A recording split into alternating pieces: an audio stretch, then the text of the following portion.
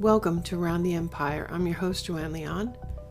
Alastair Crooke is here with us today to talk about how we must not avert our gaze from the major crisis or crises that lie ahead. This is a fully independent podcast. Lend your support, patreon.com/aroundtheempire or paypal.me/aroundtheempirepod. Also, please like, share, and subscribe to the YouTube channel. In a recent article, Alastair Crooke said, quote, "Theories of human progress as an upward trending linear continuum, inevitably leading to a better human end, though clothed today as technological miracles, were never empirical hypotheses. They were always concocted myths, answering to a human need for meaning, yet manipulated ruthlessly in the interests of power," unquote. Alastair argues that these kinds of struggles have a long and bloody history. Politics in the United States in 2020 have been configured into a crusade against a cosmic evil, and we seem to be barreling toward a major crisis from which we must not avert our gaze. We go into detail on these topics. Alastair offers an insider's view on how we got to this point, and there's a bonus segment for patrons, episode 187 Extra, underlying political and ideological battles in 2020. That's about who the key players are in this epic battle and what their goals are and to what lengths they're willing to take all of this. Alastair Crooke is a former British diplomat, the founder and director of the Conflicts Forum, a former ranking figure in both British intelligence, MI6, and European Union diplomacy, and he served as an advisor to the High Representative for the Common and Foreign Security Policy of the European Union from 1997 to 2003. He was also a member of an international fact-finding committee, the Mitchell Committee, which published the Mitchell Report in 2001 on the causes of the Second Intifada. He's also the author of the book Resistance: The Essence of Islamist Revolution, which offers strategic insights into the origins and logic of Islamist groups, the ones that have adopted military resistance as a tactic. We recorded this on October 2nd, 2020.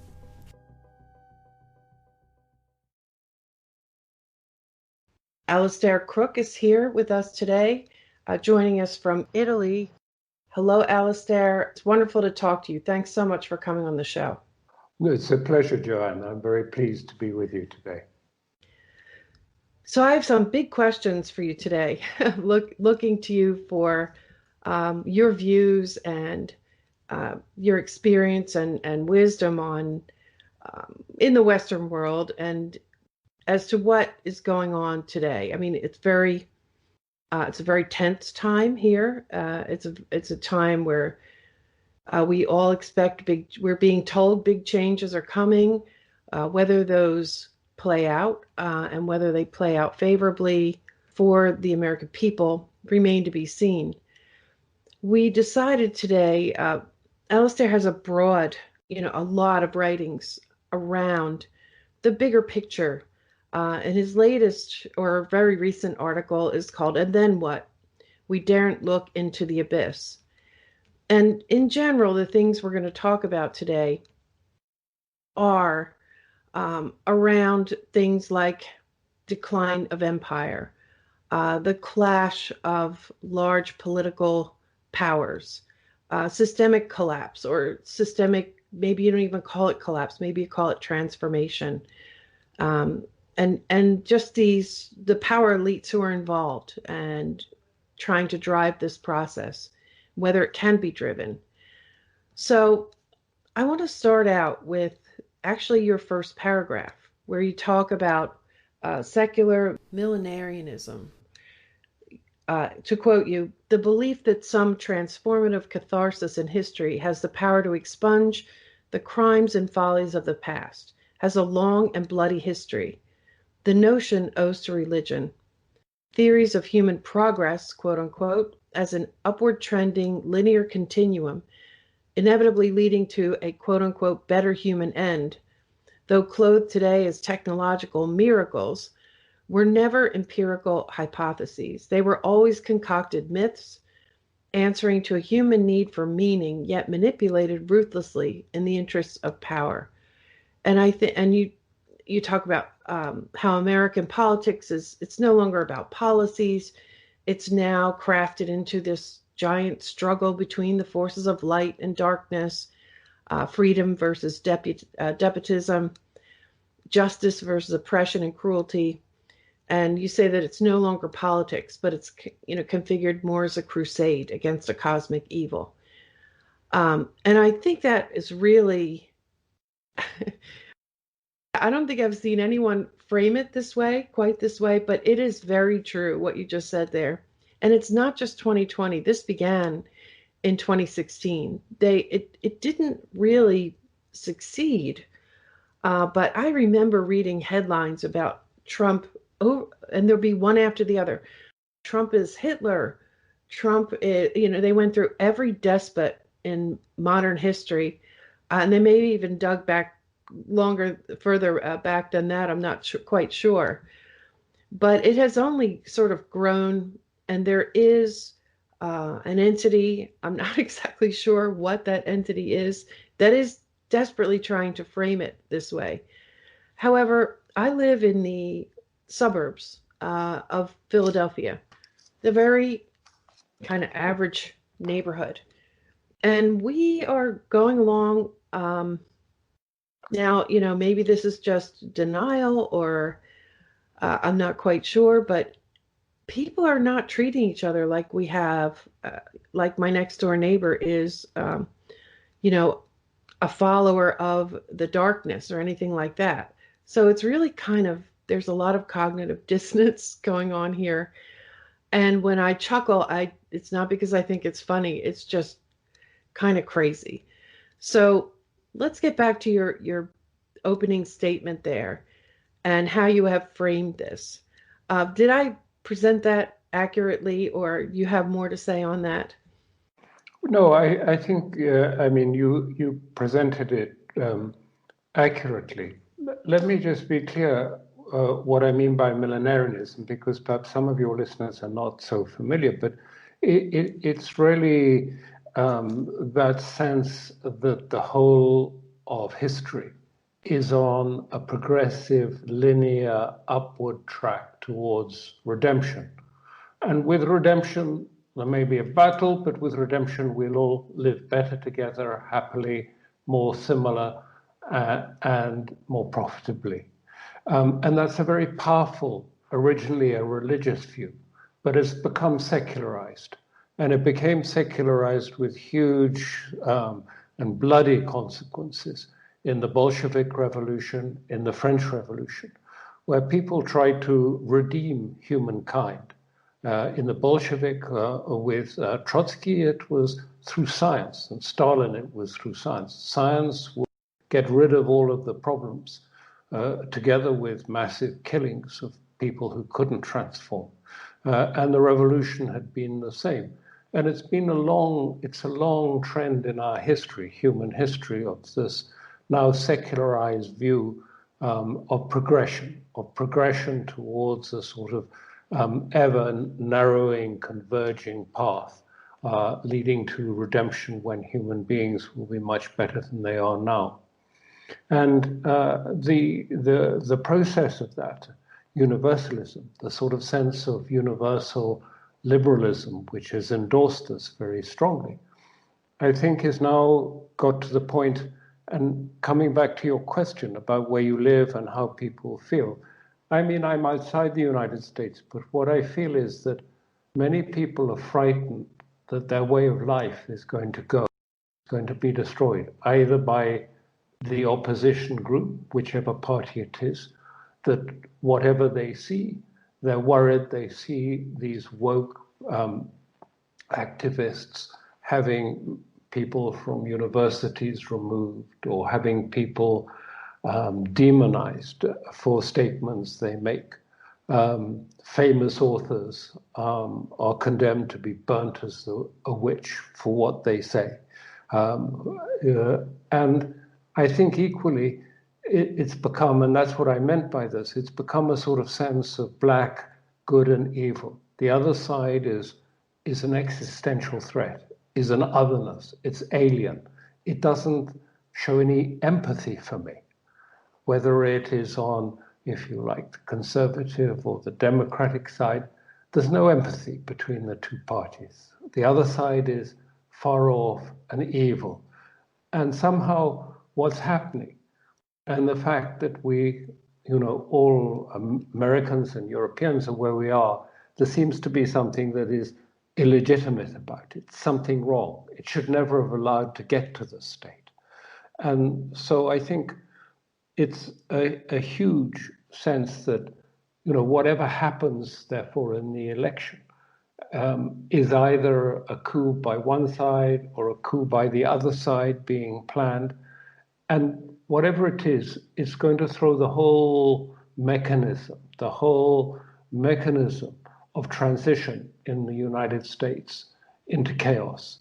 Because really the mechanism in the Constitution is quite opaque when you get to these sort of circumstances. When, for example, some states may deploy one delegates to the Electoral College and others a different state. And I think why I think this is something that is very dangerous point for the US and for Europe too, because it's here as well, is because without that sort of sense that there is a process, without the sense we have a mechanism by which we can move from one party to another, one president to another, then, without that, then what binds the United States together? What will bind Europe together? We're all different. We're not really very homogenous as a group of people. And what binds us together? And if we don't do that, then we go back to Rome. And what I mean by ancient Rome is that in ancient Rome, also the mechanism for transiting power, for transition of power, was destroyed in ancient Rome in around 400 AD. And so the only way to move on, to come to an end of an era and start a new era, was by assassinating the emperor, by killing Caesar, by putting a dagger in his back and removing him. And that's in a sense, and when people get this desperate, it's obviously a dangerous moment in history. And that's really what my article was about, the dangers that this have and the uncertainty that will spin off from it. And there was something associated which you haven't mentioned, but I'll just say too, and then I'll stop because I don't want to talk too long and let you ask other questions. But of course, in a sense, what's happened in our economy, and since you know Wall Street well, is that the monetarism, the neoliberal monetarism that we've all adopted, the debt-driven credit system that we've all adopted, has been spread out around the globe as the dollar hegemony. But the danger of this monetarism is effectively, if the hub collapses, then everything at the furthest perimeter will collapse. Just as Rome, when Rome collapsed, all the furthest provinces all collapsed too, because the hub, if you like, was dominant over the whole system. So if there's a crisis in the American monetary system as a result of political upheaval, or because there is a systemic risk in the American economy, then it is going to be transmitted outwards along the spokes of the financial world, to the developing world, to the Middle East, to China and Russia, of course, too. And then it'll be a much bigger crisis. So as an outsider, our concern is also about that, about the prospect that the two things can become, if you like, fused and interrelated as well. So those two things go together, coupled with the change that might happen in the United States. Yeah, and I didn't mean to imply that there is not this impending crisis, particularly the constitutional crisis.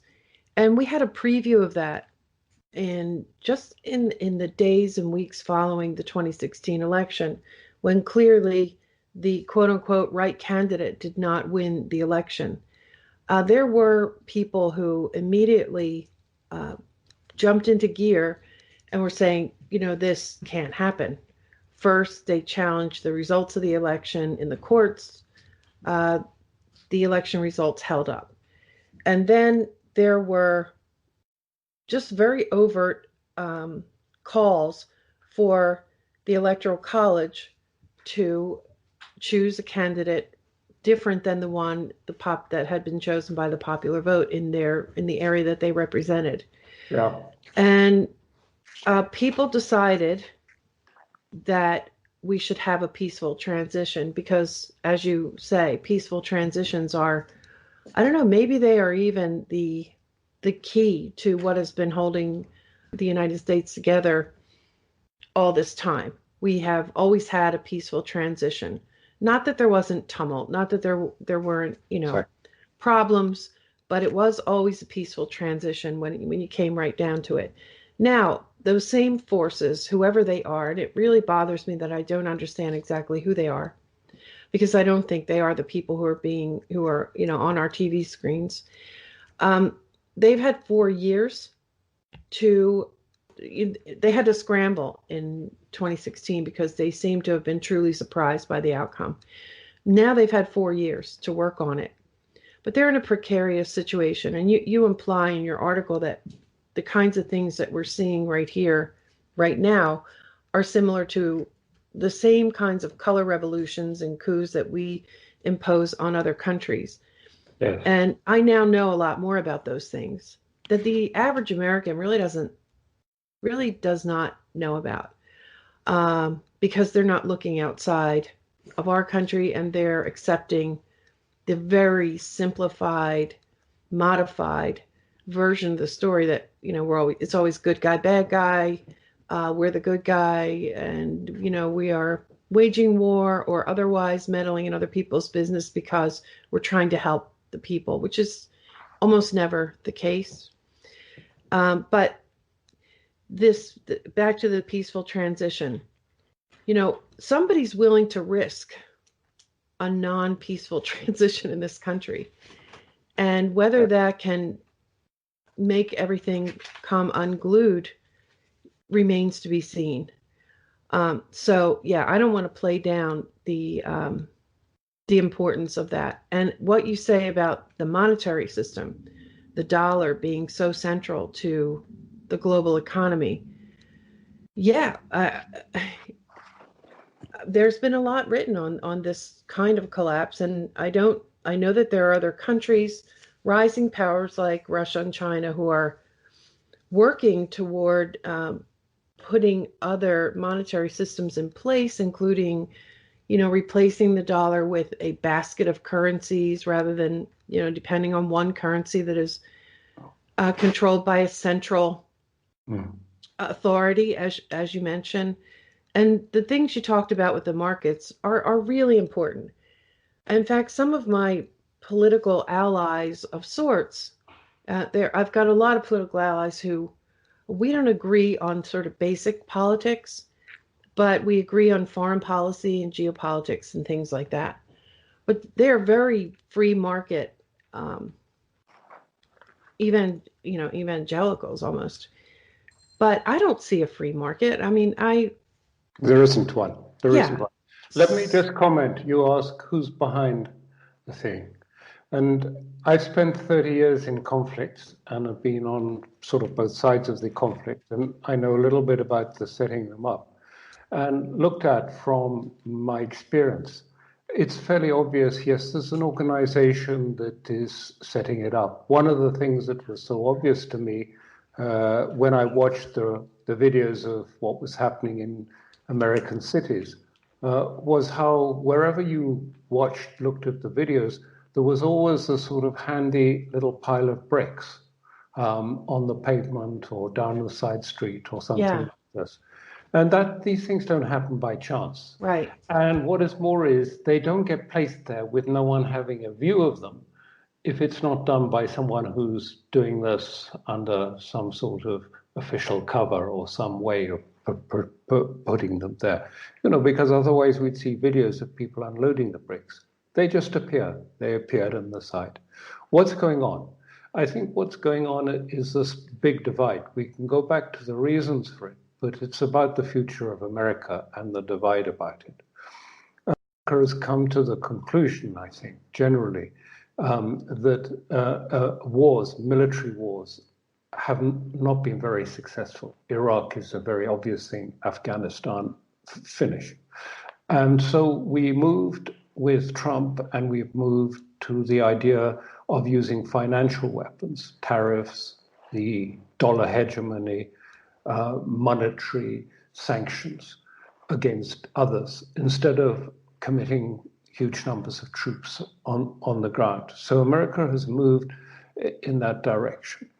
And that depends heavily on the continued presence of the dollar as the reserve currency of the world and used by most of the world, because it gives America the judicial reach to claim that any transaction anywhere in the world that touches a dollar at any point in the chain of its purchase and sale can be sanctioned, can have legal sanctions put against it.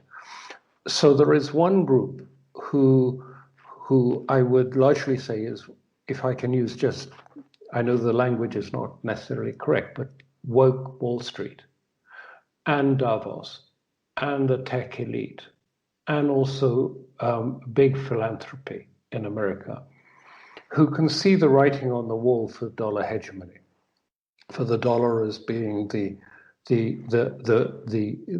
one currency that everyone will use. Why? Because of debt. The debt is just becoming unsustainable, and soon there'll be a problem of confidence, a confidence crisis in the US dollar, because the Federal Reserve is just monetizing so much of debt at the moment, trillions and trillions. I saw the recent figures for how big the debt is likely to get. It's becoming unsustainable. And so what they want is to see a shift of power away from, if you like, the Treasury and the Fed, and to move it offshore into an international, a central bank of central banks with digital currencies, and to control, if you like, the monetary system by tech, by digital currencies and tech. And that they would like America, that this to be starting to happen while America can still influence it and can shape it. Wall Street can have its share in this and can say it, because they think otherwise they go on, the dollar will just collapse in a collapse of confidence. And that will be messy and damaging to Wall Street and to all those interests. So they would like to see Davos and the Europeans actually the center of power move away from the United States to Europe and to the sort of Davos element, the Merkels and Macrons in Europe, as a globalist view, with an idea of a global central bank, a global authority for the climate and the environment, a global health service, a global, the Soros ideas in some sense, because then America, as it did in Bretton Woods at the end of the war, can have a major say in how this will work out and look after its interests. Other people, including Mr. Trump, the President Trump, and others say, never. We die in a ditch to keep dollar hegemony, because that is our tool. That is our weapon. That is how we can control events.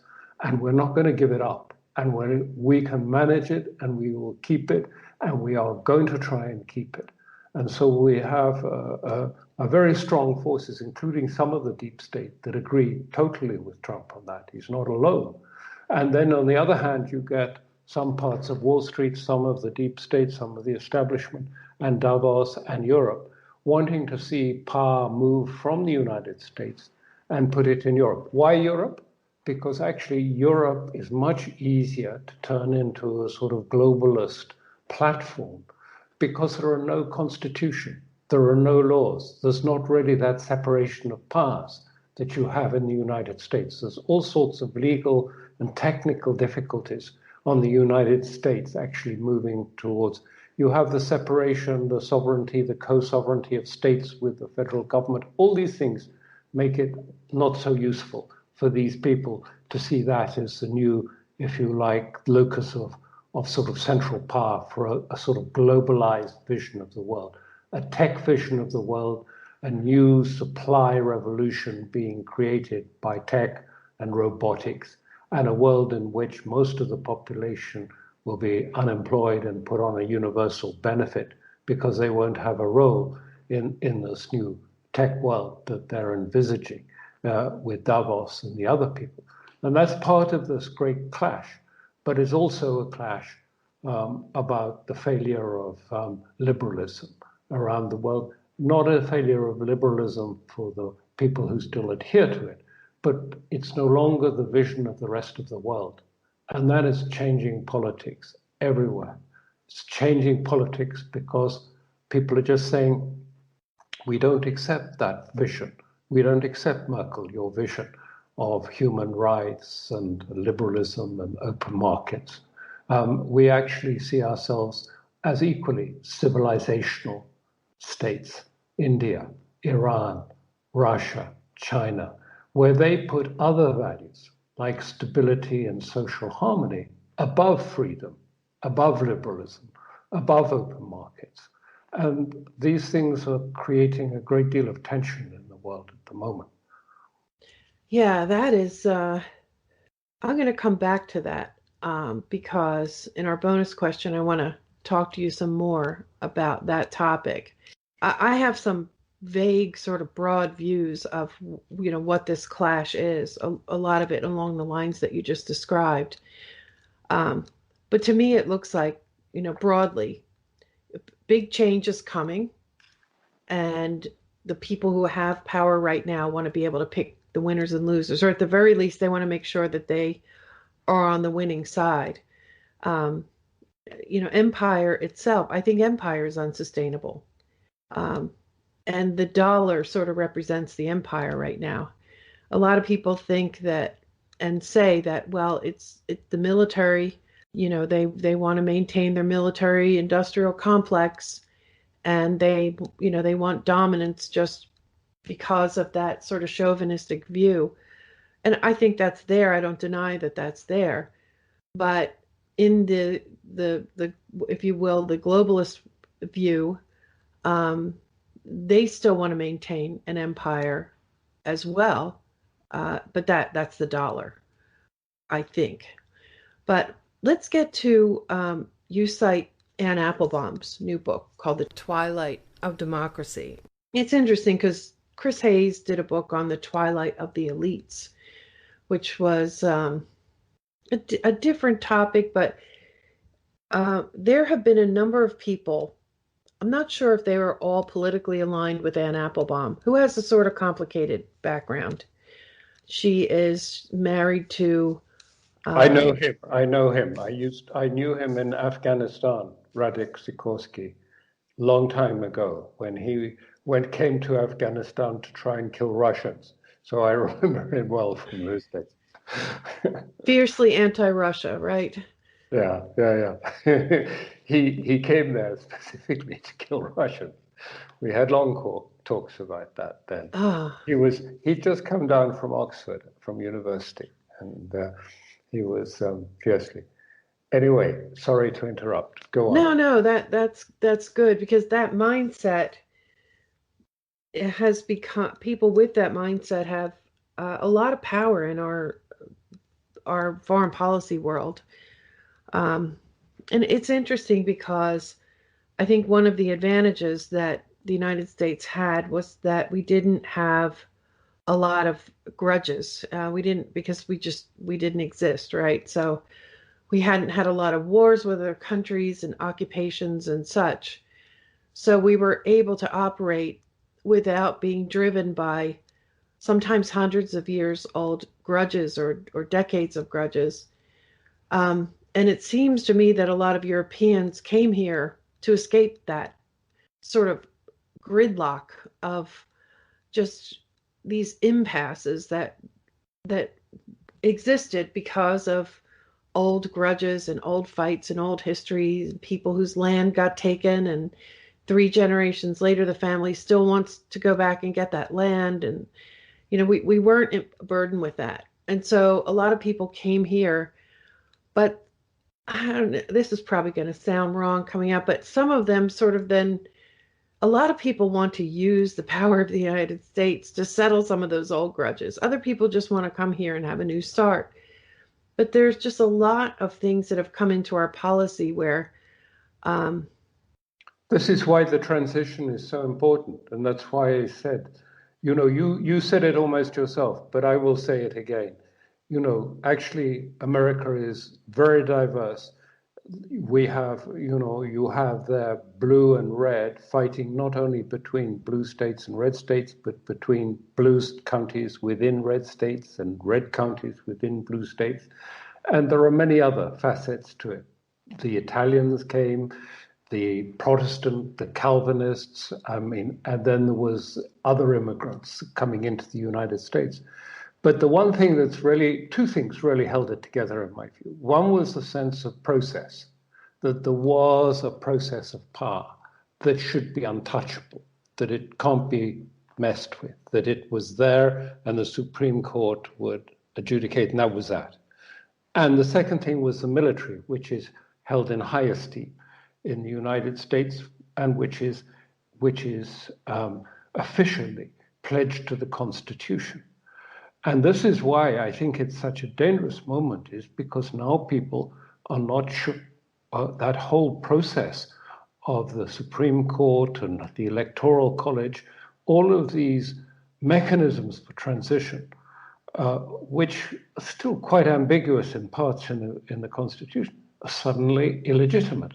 By one side view from that way, the other side views a different form of illegitimacy, whether it's ballot fraud or whether it is packing the Supreme Court, or on the other side whether the other party will try and muddle with the counting of ballots to ensure that they can get enough votes, the 270 through the Electoral College.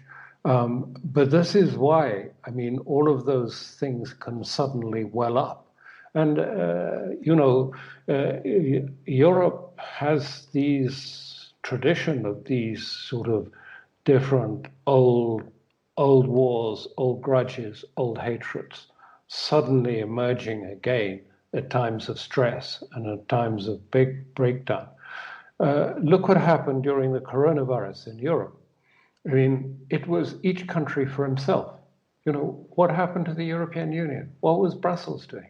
Actually, nothing. And Europe actually, we live in Italy. I live in Italy, and you may recall at the beginning in sort of March, it was terrible in the north, where we had bodies piling up and there were secret convoys, military convoys, just piling in the coffins and taking them off, burning somewhere else. And it was really quite sort of grim. What did Brussels do to help? What did anyone do to help? Nothing. One country helped. And when they came through Fiumicino Airport, they were cheered to the rafters. They sent doctors and medicals. Guess who that was? Cuba. Cuba came, sent hundreds of doctors to Italy. These things remain in people's imaginations at those points. Who helped us? China did, and Cuba did. And what did the other major states do? They wouldn't even send masks or the most basic equipment to help. I can tell you it's sort of eaten deeply into the psyche of Italians. The sense of being part of Europe is really very damaged by that period. So that's what I mean again, how, what we're seeing is the fragmentation, and that the process, the mechanisms are just being broken. And they're being broken because each side sees it illegitimate, sees a different illegitimacy, but both sides is convinced that something is wrong with the way the process is being operated, whether it's by red or whether it's by blue. and therefore are determined to frustrate that, and may go to even to the level of taking up arms to frustrate that. That's a danger in America, and it's not something that is completely remote in Europe. It's very febrile. Brussels thinks we're fine. In fact, I've just been writing today and just finished an article. I mean, we really are in the time. Actually, this isn't a Cold War with China. This is more like what happened back in 1914, in that phony war when the Archduke Ferdinand was assassinated in Sarajevo.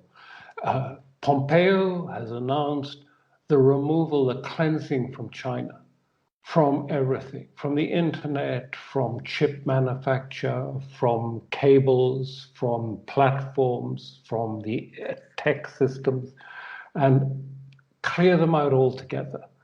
And we're in this sort of phony period. That was the shot being fired.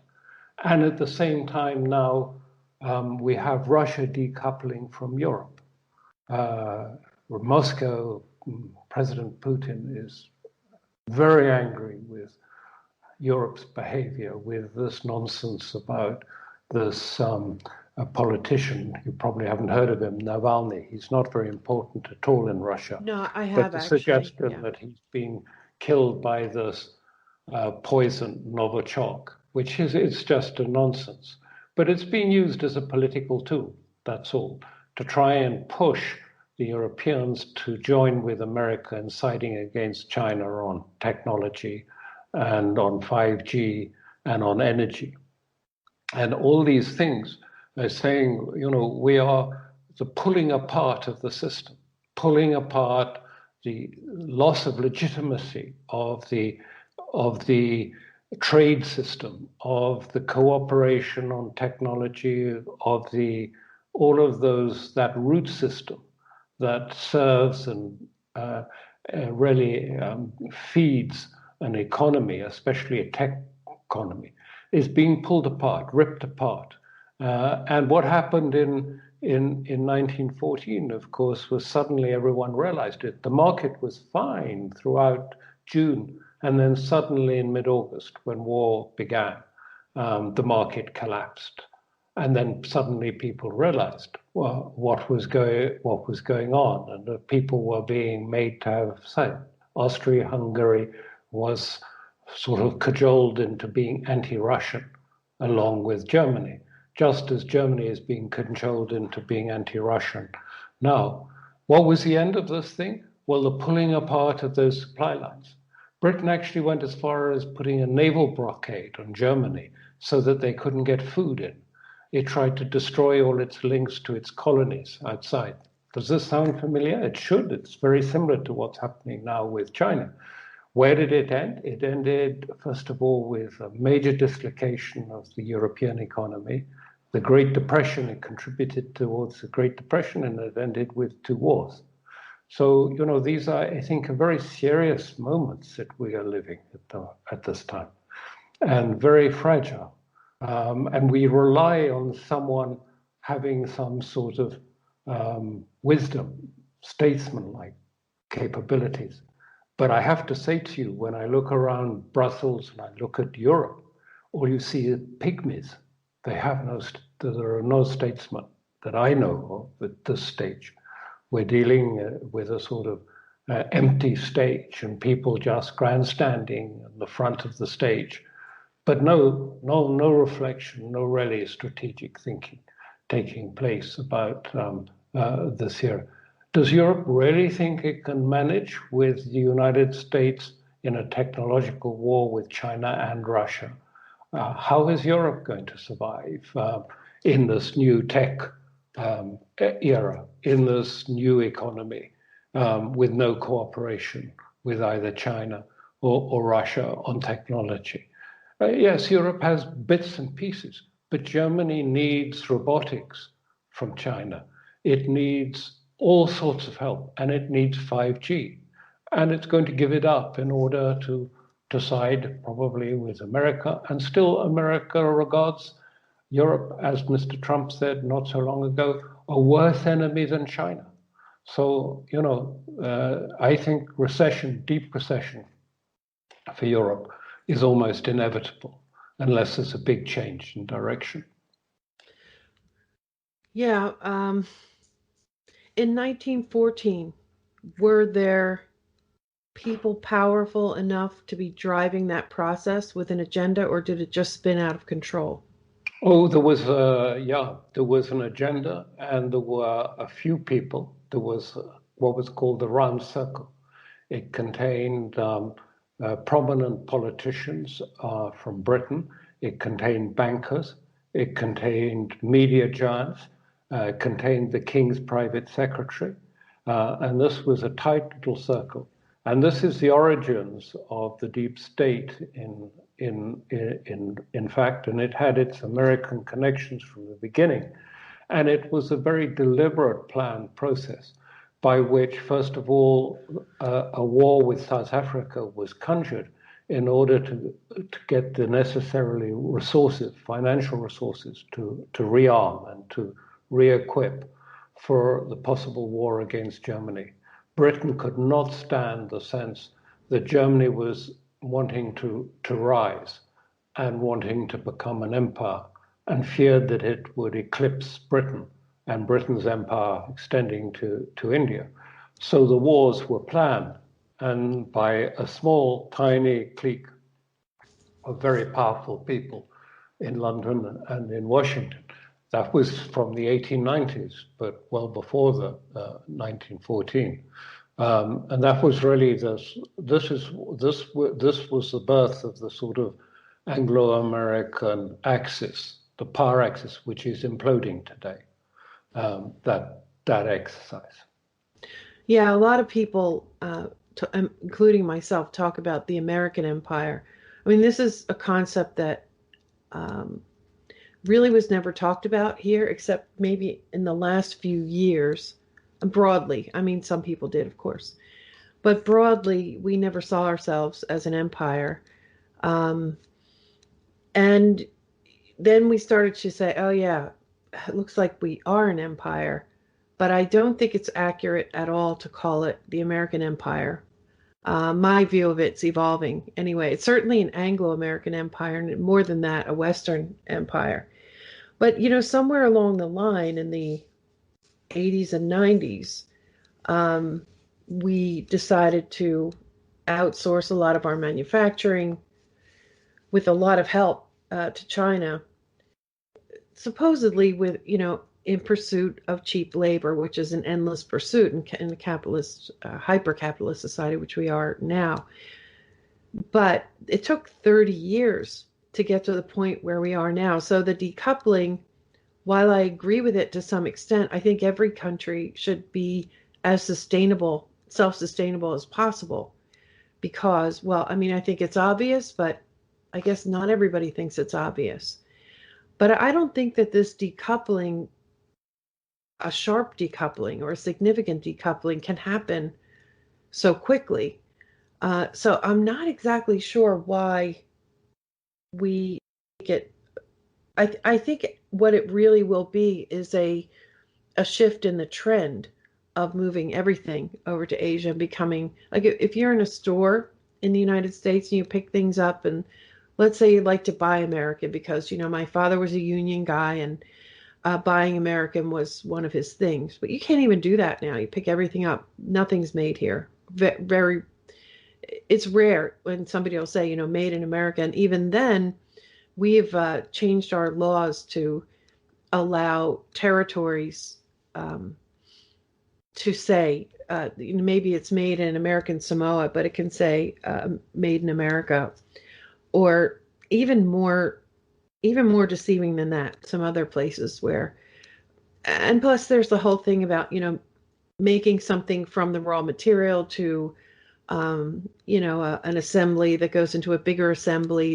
It's just very complicated to even say where anything is made right now. But I think that it's important for any country, because you don't know who you're going to get into a fight with, or a disagreement with, or at a state level or even at personal oligarch level. You don't know who's going to get into some kind of argument, and it's going to affect the entire population. Plus, it's just, to me, it's just I don't care about whether you think that a globalist view is more wise or not. It's just a really basic thing that you should be able to support yourself as much as possible. But I guess what I'm getting around to is that I don't see how this decoupling can happen quickly. I think we can change a trend, which is not necessarily a bad thing. But this idea that we can, I don't think it's genuine. I don't think the people who are saying it even believe it. I think, well, first of all, I mean, you cover a number of points, but they're very salient points. I mean, I think we are moving, because of the experience of these last years, towards a different model of economics. And I see everywhere, partly because of America's very free use of sanctions and trade war against countries, whether it's Russia or China or in the Middle East against Iran or against Turkey or against Iraq. I mean, there are 38 countries now that you have sanctions against. And the consequence of that has been that everyone is looking to move to a different economic model, not a free trade model anymore. I think that's over. The benefits of free trade are regarded as having been exaggerated, and people are looking for an economy which is more self-sustaining. And so I'm sure there are people that feel somehow that way. But I think what is happening with China is different. It's about, and American politicians have been very plain about it. What you said is right. In the 90s, Wall Street and the financial world, if you like, exported the jobs to Asia for profit, to make their bottom lines look better. But it was not just that, because also by doing these exercises, they exported the dollar credit. And now there is a huge amount of dollar credit, something like 80 trillion worth of dollar credit that is out there. Debt that is not American, but is denominated in dollars and has to be repaid in dollars. And it's really, in a sense, enabled America to actually acquire assets around the world, Wall Street to acquire those assets, and to live off the benefits of acquiring those assets, acquiring them, first of all, very cheaply, and then manipulating the price of the dollar, so that they've had a good income from it. But I was talking to someone from Washington a little while ago, and I said, well, of course, you're never going to get those jobs back that have been offshored in the 90s. They're not coming back to the United States. You're not going to see your supermarkets full of manufacturers from the United States. And he said, of course not. That's not our policy at all.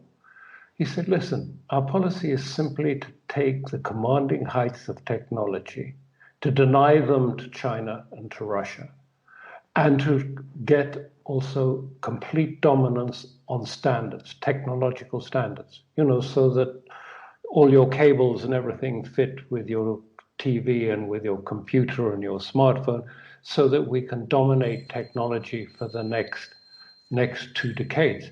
He said, there's a problem with that. I said, what was that? And he said, the problem is, what do we do with the 20% of Americans who are no longer necessary to this economy? What do we do when we robotize and use technology efficiently in the United States and the things we do manufacture, and we find that many of the population is either unsuited or unwilling to take part in this economy? How do we deal with that? And I think these are some of the issues that are coming up in America, but more widely. And that's why you see a shift taking place in the economic structures of Russia, China, and Iran, where they're moving away from vulnerability to external forces, to tariffs, to the dollar, getting out of the dollar. It's not necessarily, of course, in some respect, it is an anti-American exercise, anti-dollar. Putin has said for about 10 years, the problem is our dollar. That is our main problem. And it is a problem for much of the world, the dollar, not an advantage. And so, but they can't deal with it. They can't deal with it because the renminbi or any other currency is not, the euro cannot be an alternative at this stage until there has been a financial crisis of the dollar. Then there will be a monetary reset. But before the crisis strikes, there really can't be a monetary reset. But perhaps we're getting quite close to the point at which a reset is coming. And perhaps some people in New York, in Wall Street, and in Davos, and in Brussels, would quite like to see that crisis happening for two things. One, to damage the president in the re-election bid.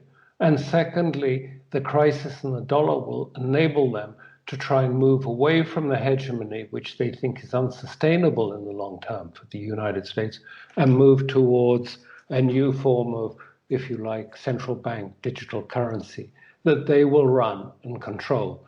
And because it's a digital currency, they will control it completely. It will be like a sort of social credit system in China that, you know, if you're not deemed to be suitable, you know, you just won't be able to spend your money because the system won't let you. The smartphone won't work if you do that. It'll just sort of click off and say you don't have the ability to buy that ticket that you want for your holidays because the evidence of your social behavior doesn't warrant it. So they'll be able to control every dollar, know where it's been and where it's going. Call it a dollar, call it an international dollar or whatever, digital dollar or digital pound, digital franc, it doesn't matter. But whatever the digital currency, Libra is a favorite word, then you know, this will be a new form of global governance, not in Washington, not with the empire, but with oligarchs, technocratic oligarchs, largely in the lead on it. This is, in my view, a very unpleasant and dangerous prospect for the future, a rather totalitarian prospect, if anything, I would say. Yeah, I would agree with that completely. It's very dystopic. It's, to me, it doesn't, it's not in line with human nature unless we're going to try to fundamentally modify human nature as well. But we have had a lot of people who are the high-minded people they seem to be clustered in the foreign policy world in Washington. People like Anne Applebaum talking about the Twilight of Democracy. And there have been a number of opinion pieces out there basically trying to talk us out of democracy. Maybe it's not the best way to do things. And these same people, I don't have any confidence in them. I'm pretty sure that that's clear already. Because at the same time, they're using democracy to talk us into getting into wars and other conflicts to save democracy. And although they have started to switch their terminology to things like the norms of the liberal, what do they call it? The liberal international order. Yeah. I don't have any confidence in these people. And this is probably a good time to transition over into our bonus question, where I'm going to look to you. I'll just read the question, which I've given you in advance, and I know it's a big question, and we've already touched on some of the topics here. But here it is. Given your years of experience working in and around the leadership in the Western world, how do you view the power struggle that's clearly happening today? Now, the British, and especially British intelligence, they always seem to have their finger on the pulse of geopolitics in the world, and sometimes they're key players. Can you help us sort out who are the main players in this epic battle, and what are their main goals, and to what lengths are they willing to take this? Now, we've already touched on a lot of these things, so if you are agreeable to this, I'm going to add a little bit to that, because today we have a new situation. Now the President of the United States has been diagnosed with coronavirus. and you talk about the end of empire, the transition of empire, or the need to kill Caesar, if you will. I mean, does that play a role in any of this? And if we could just maybe you can sort of package this up into something that will help us better understand what's going on. The answer to the bonus question is in the bonus segment for patrons, episode 187 Extra, Underlying Political and Ideological Battles in 2020. You can get access to these bonus segments, there's one for almost every interview, by subscribing to Patreon. Plus you get access to other patrons-only episodes, the new Discord channel where we can talk among ourselves, do some Q&A live streams and such. So that's my tease. I hope some of you will join us. And I'll continue with the interview wrap-up. I think that's actually a great way to wrap it up, Alastair, and I very much appreciate your thoughts on this. And I'd like to talk to you again about these things because we need to talk about these things. And just to bring it back full circle, that's what you're saying in the article that we framed this interview on, that we cannot avert our eyes from this abyss. Yeah. So we actually have to look it straight in the eyes and have the courage to look through it, not just put it aside. Thank you so much. And thank you very much. Indeed, it was a pleasure talking to you. I greatly enjoyed it. Thank you for listening. Special thanks to Alastair Crooke.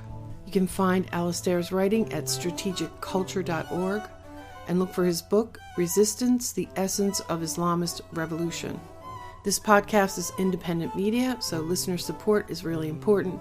Patreon.com/AroundTheEmpire or PayPal.me/AroundTheEmpirePod.